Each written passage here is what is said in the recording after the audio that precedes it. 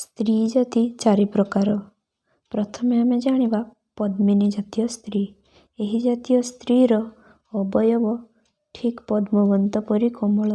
ଶରୀର ସାଧାରଣତଃ ଶୁଷ୍କ ବର୍ଣ୍ଣ। ମୁଖମଣ୍ଡଳ ଗୋଲାକାର ଓ ପ୍ରଶାନ୍ତ। ଚକ୍ଷୁ କମନୀୟ। ତିଳପୁଷ୍ପ ସମ ନାସା। ଜାଇଫୁଲ ପରି ଶ୍ଵେତବର୍ଣ୍ଣ ମୁଖଶ୍ରୀ। ତାର ଥାଏ ରାଜହଂସୀ ଚାଲି। ହସ୍ତ ପାଦ ଓ ଆଙ୍ଗୁଳି ଅପେକ୍ଷାକୃତ ସୂକ୍ଷ୍ମ ସୁନ୍ଦର। ସେ ପୀନସ୍ତନା। ତାର ସ୍ତନଭଣ୍ଡି ଉନ୍ନତ। ଶରୀର ଲୋମହୀନ, ଚିକ୍କଣ ଓ କୋମଳ। ବଚନ ମଧୁର ସ୍ନିଗ୍ଧ। ଚକ୍ଷୁର ଧାର ଲାଲ ବର୍ଣ୍ଣ।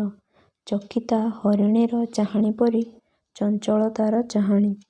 ରାଜହଂସୀର ସ୍ୱର ପରି ଶୀତ୍କାର ମିଶିତ ତାର ସ୍ୱର। ସେ ସ୍ୱଳ୍ପାହାରୀ, ବିଜ୍ଞା, ଲଜ୍ଜାଶୀଳା କିନ୍ତୁ ସ୍ୱାଭିମାନୀ। ସ୍ୱଭାବତଃ ଲଜ୍ଜାଶୀଳା ହେତୁ ତାର ନିଟୋଳ ସୁନ୍ଦର ବକ୍ଷୋଜକୁ ଉନ୍ମୁକ୍ତ କରିବାକୁ ସେ କୁଣ୍ଠିତା। ସେ ସୁଶୀଳା, ସଦ୍ଗୁଣ ସମ୍ପନ୍ନା, ଧର୍ମପରାୟଣା, ପବିତ୍ରତା ଓ ଏକପୁରୁଷଗାମୀ। ସେ ସୁନ୍ଦର ସୁନ୍ଦର ଫୁଲ ଓ ବସନକୁ ଭଲ ପାଏ। ତାର କାମ ପ୍ରବୃତ୍ତି ମନ୍ଥର। ସର୍ବସୁଲକ୍ଷଣା ପଦ୍ମିନୀ ରମଣୀ ହିଁ ସାକ୍ଷାତ୍ ଦେବୀ। ପୂର୍ଣ୍ଣ ପ୍ରସ୍ଫୁଟିତ ପଦ୍ମ ପରି କୋମଳ ଓ କମନୀୟ ତାର ରତିମନ୍ଦିର। ଯୌନରସର ଗନ୍ଧ ପଦ୍ମର ଗନ୍ଧ ପରି। ଯୋନିଗହ୍ୱର ପ୍ରାୟ 5 ଇଞ୍ଚରୁ 6 ଇଞ୍ଚ ପର୍ଯ୍ୟନ୍ତ ଲମ୍ବ।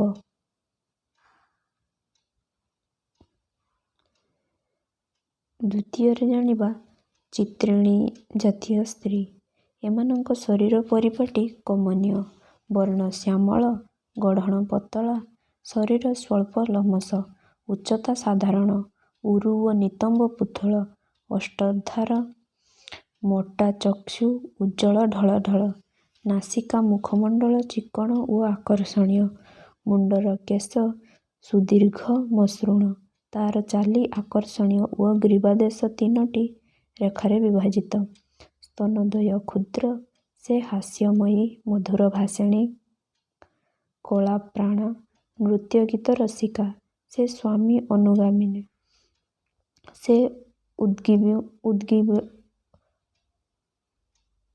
ସେ ଉଦ୍ବିଗ୍ନମନା।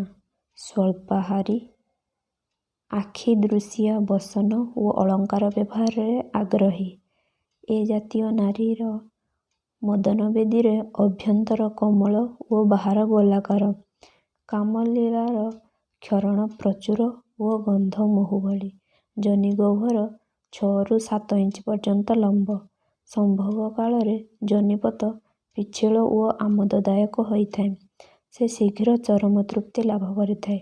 ଚୁମ୍ବନ, ଆଲିଙ୍ଗନ ଓ ଅନ୍ୟାନ୍ୟ ପ୍ରେମୋପଚାରରେ ସେ ବିଶେଷ ଭାବେ ଆଗ୍ରହ ରଖେ।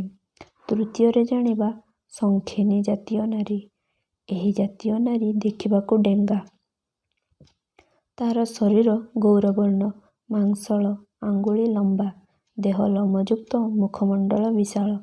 ଟଣା ଟଣା କର୍ଣ୍ଣ। ଚକ୍ଷୁ କାମାଗ୍ନିରେ ଲୋଭନୀୟ।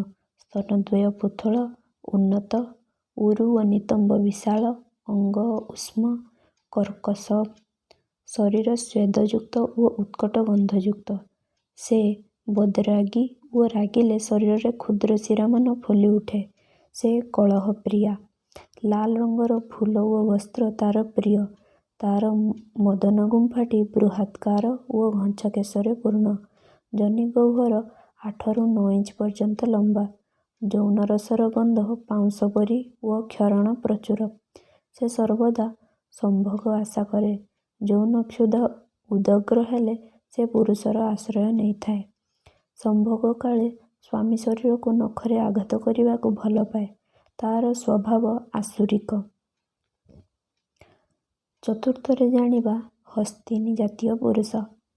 ହସ୍ତିନୀ ଜାତୀୟ ପୁରୁଷ ରମଣୀର ଚେହେରା ଅସୁନ୍ଦର। ଶରୀର ପୁଥଳ ଓ ଅନାକର୍ଷଣୀୟ। ଗ୍ରୀବାଦେଶ ମୋଟା ଓ ଅଳ୍ପ ଲମ୍ବ ବିଶିଷ୍ଟ। ମୁଖମଣ୍ଡଳ ବିଶାଳ ଓ କର୍ଣ୍ଣ ରକ୍ତାଭ। କେଶ ପିଙ୍ଗଳ ଓ କର୍କଶ। ବାହୁ, ଉରୁ, ନିତମ୍ବ ପୁଥଳାକାର। ସ୍ତନଦ୍ୱୟ ବିଶାଳ, କୁମ୍ଭାକୃତି।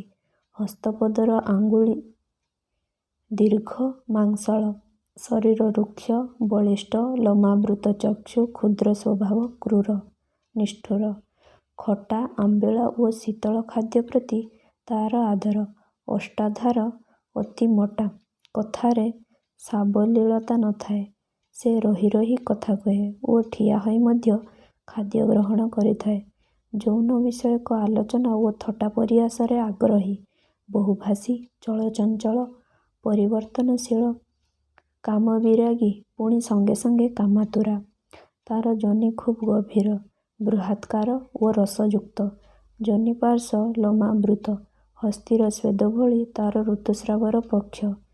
କାମ ଉତ୍ତେଜିତ ହସ୍ତୀର ଗନ୍ଧ ପରି ଯୌନଗ୍ରନ୍ଥିଗୁଡ଼ିକ ଦୃଢ଼ ଓ କର୍କଶ। ସେ ଅତ୍ୟଧିକ ସମ୍ଭୋଗକାମୀ। ଏହିଭଳି କିଛି ନୂଆ ନୂଆ କଥା ଜାଣିବା ପାଇଁ ହେଲେ ସେକ୍ସ ଏଜୁକେସନାଲ ଷ୍ଟୋରି ଚ୍ୟାନେଲକୁ ଲାଇକ୍ ସେୟାର ଏବଂ ସବସ୍କ୍ରାଇବ କରନ୍ତୁ।